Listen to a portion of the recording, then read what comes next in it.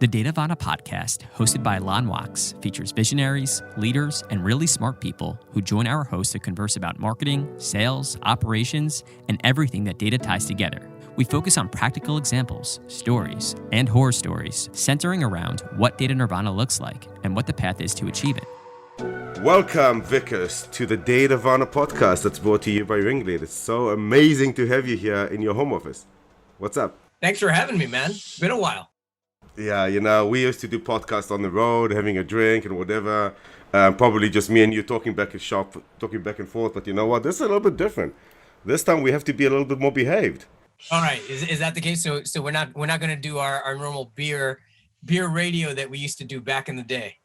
Nah, I think we'll leave that and the beer pong and everything else around, and we'll just talk about the things that really matter this time. Sounds Okay, good. that people actually care about, and not the internal jokes. Data is what everybody cares about, huh? You know what? Data is it. It is the new currency of the world.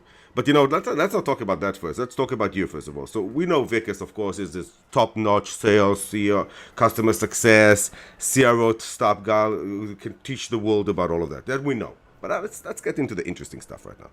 So who would Vikas be if Vikas was not this top-notch executive guy? Who would you be? Come on.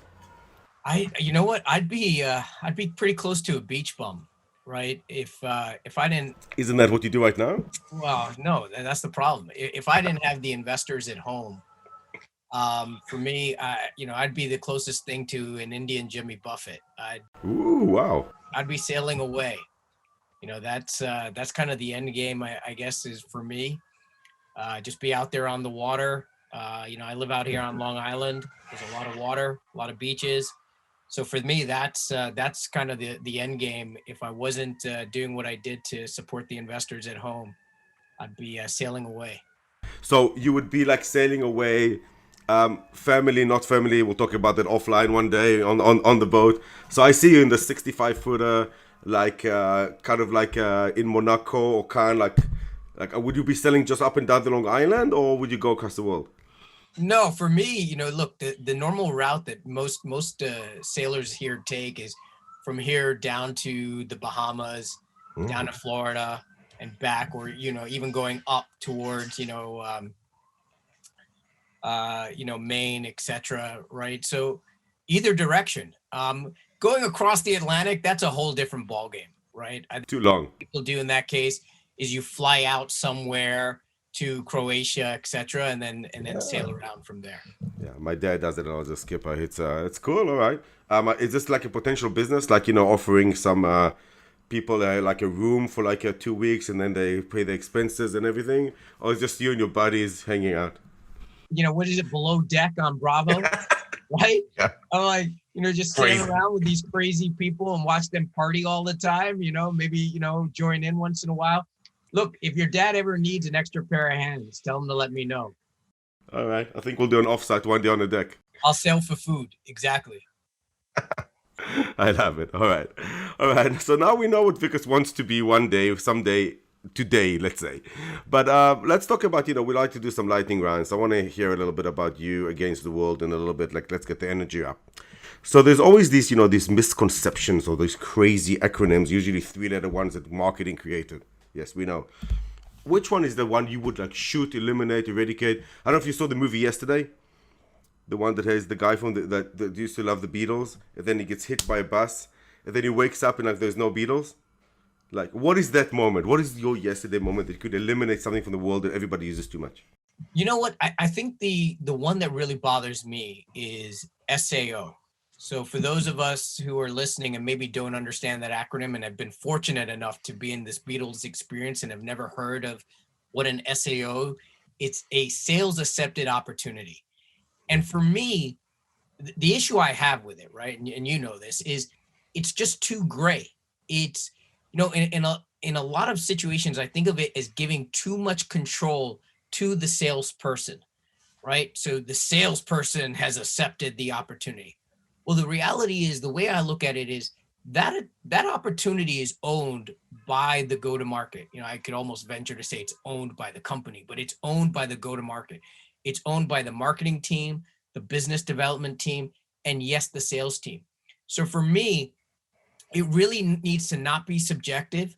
it needs to be a criteria-based decision as to whether this thing is proceeding in the go-to-market funnel and not thought of as something that, because I think when you call it an SAO, you really make the salesperson resistant almost to taking it on, because now I bear the brunt. I bear the responsibility. I'm accountable. Right? And so now I'm accountable. No, it's really the entire funnel that's, responsible for creating this opportunity that eventually we want to see, successfully closed won. So for me, it's eliminating that term and the mindset that it's the salesperson's responsibility and making it very fact-based as to whether we want it to proceed in our go-to-market funnel. Yeah, I love it. So this is like the classic SAL or SAA, sales accepted account, or sales accepted op. It usually is an op stage one, but there might not even be dollars on it.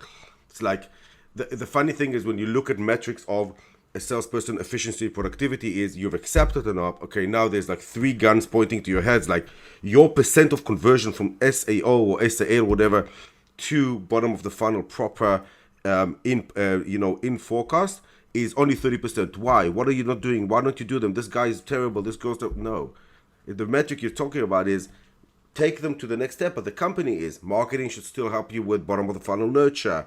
You need to understand how to get to a higher level persona. What about the influencers, right? So it's not just throwing over the fence, salesperson, all yours, we're going on to the next one. Is that correct? Yeah. If so SEO would be my number one, but you just touched on a nerve, right? Which is what I do, man. Yeah. The second thing that really bothers me is this whole concept of the source, the opportunity source, or the attribution source.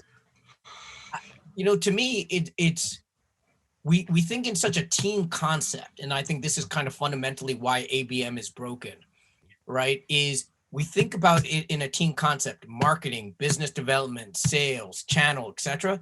And then we want to define a singular source that we want to credit with the creation of that lead and opportunity. And I think that just breaks down the entire machine, because now, and I understand, you then start tying people's quotas to it, their individual, variable component of their salary, etc. But I think that's where, the mission behind how you need to operate in this day and age doesn't tie back to how we give credit and how we measure. And then we sit and wonder, why isn't ABM working? Well, because ABM in like theory works. It's almost like, looking at like a political aspirational, party system or something like that and saying it works. But when you actually put it into operation, and then you start saying, well, we want to give marketing credit for this, we want to give business development credit for this, you're actually telling them don't work together. And that's why fundamentally ABM doesn't work in most organizations. Right. Open the can of rant. Here I go. Okay, you ready? Okay. Number one thing is the terminology. Freaking calling it ABM means marketing owns it. BS. It should be called ABE, account-based everything, or just freaking account-based. Okay. Otherwise, the sales team and even the SDR team is like, okay, it's ABM. Marketing is going to give us things that are better warm. Okay, we know we need to work on it together, but it's marketing owned. No, it's everybody owned. We always talk about 80% of the effort of all the people that are going after an account or even owning an account should be in this methodology. So terminology helps. The second thing is it's all about attribution. Think about who cares about attribution the most from a reporting perspective versus about making decisions of channel optimization. Attribution is lots of time brought up to people who don't care about attribution. Honestly, I think attribution is cared by mostly by finance people. Exactly. Because they're trying to figure out who to pay.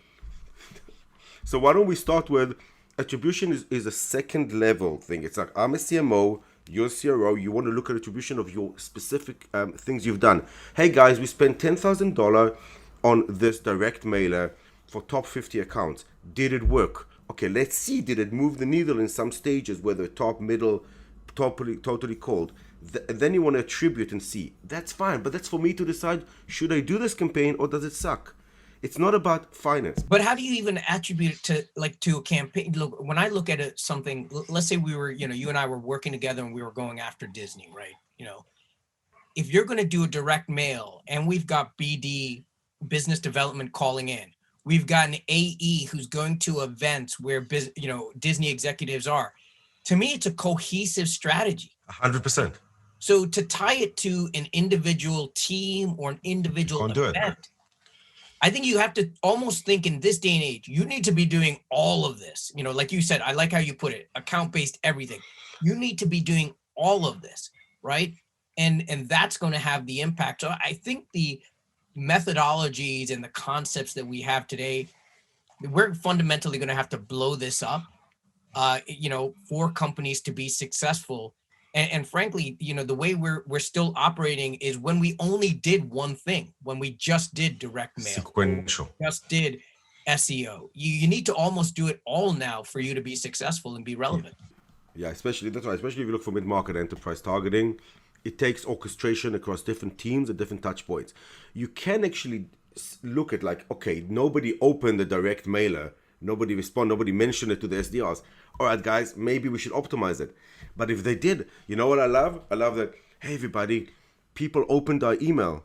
All right, marketing is working. Okay, good. That's how the SDR got the call. Come on, that's a little bit loose. That's vague, yeah. It's all about, you know, the statistics show 27 touch points to get somebody to a meeting. You can throw out many of these researchers. The systems behind it are, as we know, important as well. And I'd love for you to talk about that for you. Like, if you look at orchestration, if you look at attribution, if you look at the progression of people or accounts to the final, you need to have a little bit of data and reporting in place. Tell me about, what does that mean to you? What is data to you? What does it mean, data to you, and why is it important, if it's important? No, to me, data is the lifeblood of my world. And that genuinely how I look at it, right? I mean, if you look at the revenue process, you know, starting with marketing and then, you know, marketing to sales. And we talked about, you know, some of the handoffs there and some of this outdated terminology that we're using, whether it's, you know, SAL, SAO, et cetera. But just understanding how are the touch points going? What is, you know, is the customer raising their hand that they now are more interested in our solution, our brand, our company, right? And then as you go through the sales funnel, you know, things that, you know, I look at that are very important to me. Deal velocity. How does a deal progress from sales stage 1 to 2 to 3, et cetera? Where are we getting stuck, right? Why is it that our deals fall out after stage 2? What's going on there? Is it an enablement issue? Is it a content, you know, issue? Is it our product? You know, really double clicking and understanding these things. Understanding the overall sales cycle time, right? How long does it take a deal of a certain type to go from, you know, sourced all the way through closed won or closed loss, right? What are our win rates? So if you don't have the data behind all of this, you can't calculate these things. You can't understand how to optimize, where are you falling through. And then I look at it, you know, just focusing on sales for a moment, you know, just the team performance. How long does it take an AE to ramp? Yeah. Why is that important? Because as I forecast my next year, if I don't understand how long it takes for an AE to ramp, I don't know when I need to hire. I don't know when this person is actually going to be productive. And I don't know if I'm going to be able to hit my goals next year, right? So understanding that, understanding attainment, productivity overall. So that's just on the sales side. You know, as you know, my responsibility kind of over the years has kind of spanned customer experience as well, which includes everything from professional services to customer success to support. So each of those functions has their own metrics, right? So, it's, professional services, it's utilization. So I need to know how many projects people are on, how many hours that they are attributing to those, because I need to know if I need more resources or I need less resources, right? Mm-hmm. Customer success, assets under management, support, I need to understand tickets. How many tickets does a customer create? How many people do I need to solve a ticket every month? So those are the things. So if I don't have data and clean, transparent data, I can't make decisions across the entire revenue funnel. And, something will break down. For example, if I don't have enough professional resources because I haven't forecasted the projects flowing through my funnel, my percent win rates, right? How many projects I'm going to give them, how long it takes them to do. I may not have enough people to where my professional services director might raise his or her hand and say, you know what? I can't take on any more clients. So the rest of my funnel might have been rocking and rolling, right? The marketing funnel, the sales funnel, but now I've got a leakage here where I just can't take any more clients. So that's why it's so important to not only have the data, but have kind of the red flags or the alerts associated with them if something isn't trending in the right direction. Yeah, I love it. With this podcast, we talk a lot about how the data is actually the connecting tissue between not just the entire funnel, but all the go-to-market machine. But how do you ensure, we can talk a lot about this, we'll talk about who owns the data, where are the breaks, but how do you ensure, first of all, that the data is to your liking? How do you make sure that all the systems are tailored together? Right. So look, you might have multiple systems, but I think at a reporting level, it needs to, be one singular view. Like, obviously if you can have it all sitting in one platform, that makes it super easy, but that's generally not the case, right? Mm-hmm. Once you get to any level of maturity, you're generally dealing with some level of best of breed technology stack. Yeah. So you've got, a marketing platform, you've got a sales platform, you've got a support platform. So tying that all in together. And I think this is where Rev Ops becomes a really key function, particularly for a B2B SaaS company, right? I mean, I think Rev Ops, if you're an e-commerce company, would be just as important. So that function, just, owning the tech stack, owning how you tie that together, the visibility, the data becomes extremely key. And then the enablement around it, making sure that people know, whether you're marketing, whether you're sales, whether you're business development, whether you're CX, how you have to enter data in, right, in a very clear, concise way so that we can then do those, macro level reporting. Yeah, love it. Data, as we said, is important. Obviously, there's multiple systems, especially if you're not just an SMB in and out and just inbound, which you guys are. So tell me a little, how much RevOps means to me. I remember back in the days. Tell me a little bit about RevOps. Who should it report to? What do you believe in? What do they do to make everything great? Look, for me, RevOps should report into, if you really have a RevOps function, it should report into whoever owns your revenue, right? And who is the quote unquote single throat to choke, single hand to shake in your organization that owns revenue, right? Now, the CFO, of course. Right. Well, I was going to say, look, if you've got a disjointed exercise where, maybe you don't have a single leader who owns revenue, then you might have to have it reporting into a COO or an ops or strategy role. So that might be the case. Look, CFOs have their own their entire function is an ops team, right? So they've got, more business ops than they need. Yeah, exactly. So for me, RevOps should really report into whoever owns revenue. And if you don't have that single point, then probably a COO or some sort of ops or strategy function. Where does it report now in your company? It reports into me.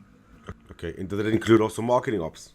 From sales all the way through expansion DX, right? So once it becomes quote unquote dollars, it reports into me. Cool. I love it. So, so tell me, what do you see them as? This RevOps team, are they the stitcher together, go get the tools together and all that? Or are they also your right hand, left hand, whichever hand you choose, to tell you and the marketing person or the ops person, who doesn't matter, whatever, as executives or CX leader, telling you guys, hey, here's the takeaways. We're seeing a little bit of slowness in lead velocity. We're seeing a little bit of increase in UK-based one. Are they the moral compass and guiders, or are they just the tool builders? No. So look, at the end of the day, if you think about tool builders, owning the tech stack, tying it together, it's a key responsibility. But a lot of work. It's a lot of work, but you can get a monkey to do that, right? You can, probably 12 monkeys. Right. Depending on your platform, you might even if you have a singular platform, you might not even need anybody, right? You might just have a reporting stack sitting on that. So for me, that's a one and done to a degree. Obviously, there's always tweaking, etc. To me, the key function for RevOps is really about the analysis, the why. Why is it that our deals are not flowing through sales stage 2 to sales stage 3 or 3 to 4? Or why is it that when we get to vendor of choice, it's now taking us 90 days post vendor of choice to close the deal, right? What's happening there? Why is it taking so long? Is our legal process broken? Are our contracts too complex, right? Are our AEs not equipped to position the pricing or the ROI? So what I really look for is, yes, tying the data together, then being able to report on it, but then the why. Why are key things happening? Where I'd like to even see it go further is the strategy. So once you understand the why, coming to somebody like myself or, CRO and CMO and saying, look, here's our 3 recommendations of what you need to be doing going forward, right? As you look at 21 planning, we as a Rev Ops team have seen that deals, maybe our SMB deals, yes, the deals are smaller, but we're able to close higher volume, right? So should we be investing in headcount in this area going into next year? So I think that's where I see the maturing of a Rev Ops function over time within any organization. Initially it will be very much tech stack focused. You can almost just go get a Salesforce admin or whatever the tool of choice is to go administer that system. But as you mature as a company and mature as a function, really moving into that strategic direction. Yeah, I think it's a maturity model approach, which is you start with you got to put the tools together. You got to put the data orchestration alignment. You got to get a single voice of reporting, like CEO dashboard. I'm assuming you guys have, or whatever dashboard you use, that gets together to understand the main KPIs that you guys all look at, hopefully on a weekly, monthly, whatever basis, from a leading and lagging indicators. That's the foundational stage. On top of that, then you have the fun, which is like the right hand, left hand person to help the CRO, CMO, and even the CFO in a way to say that, okay, our SMB in remote team, inside sales team is looking like it's increasing its payback by 10x because the cost per leads are low for marketing. They're closing them in 10 days, and it's chat assist, so that they're doing the very cheap labor offshore. So why don't we invest more there? The opportunity is big, the TAM's big, and good. And then we can go all of us can go sailing, and they'll take over. That's exactly. And you want somebody who's willing to, the person you have in this role, it's extremely key to have somebody who's willing to push back. And it doesn't matter about title, role. They have to be bigger than, what their title might actually be, right? And being able to come to CRO or go to, CFO and say, look, you might think we're an enterprise business, but reality is we're an SMB. Data. Or actually, you'd like to position us to our investors as an SMB business, but our success and our win rates are on the enterprise side. So I think it's really key to counter the presumptions that the business makes based on data. So the business might think it's this, but the data shows that this is what the business is right now. Yeah, you might think like, oh, we rock Belgium. Well, we're amazing in southern Spain. Like we've closed 2 deals in 2 years. Like the whale hunting is amazing for us. Yeah, but 70% of your run rate is coming from this and this kind of stuff in the US. Like, don't drop the ball on that. That's what you should invest. Maybe add product-led growth elements in order to squeeze more juice out of it. Yeah, I like that a lot. I think it's an important element. But if they don't have the data and the insights that you all agree on, then it's going to be hard for them to come to these seasoned executives and push back or recommend, right? So you just kind of touched on something which is I think about what is Data Nirvana, right? What is I like that ideal scenario? We should use that as a name for this podcast, huh? Right. Yeah. So we should use it as a name for this podcast, Datavana. So I think most people, when they think about data, they're like, I just want clean data. I want transparent data. Okay. I actually don't think that's Nirvana. To me, Nirvana is when there's agreement on what the benchmarks are by the CEO, by the CFO, by marketing, by sales, etc. What are the benchmarks for where we are as an organization right now? I think if you don't agree on the benchmarks, it doesn't matter what data I show you, because in your lens, it's wrong, right? If let's say, for example, you and I were working together and you were the CMO and I was the CRO. Has that happened before? Maybe once or twice, right? If you think that we should be converting, 30% of,